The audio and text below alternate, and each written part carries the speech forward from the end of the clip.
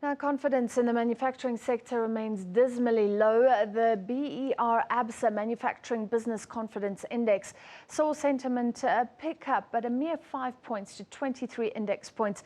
Now, roughly that means that of the companies surveyed, some 77% of manufacturers are not confident about the future. There's also concern about the prospect of the UK leaving the EU and what that might do to trade relations that South Africa enjoys with the European region. Ongoing weak demand, both global and local, have hampered local production. Manufacturers surveyed indicate that their stocks were uncomfortably high, resulting in them producing less product.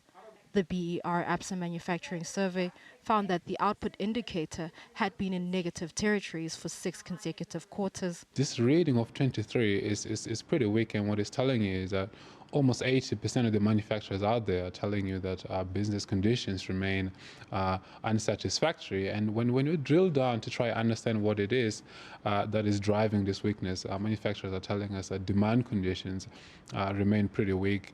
They're seeing a pretty strong increase in cost pressures, and they're struggling to pass this through to the consumer. Speculation about the possible consequences of a Brexit, with the pound already taking a beating as investors hit the exit ahead of the vote on June 23. And there are concerns about what it will ultimately mean for trade ties between South Africa and the EU. Our export basket is about 25% made up of stuff going to Europe.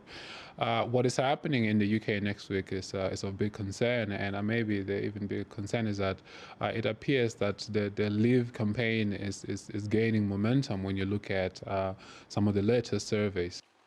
Absa expects the rand to weaken further to 16.50 rand against the dollar. And while this could provide benefit to some manufacturing exporters, higher production cost pressures are likely to counter any gains.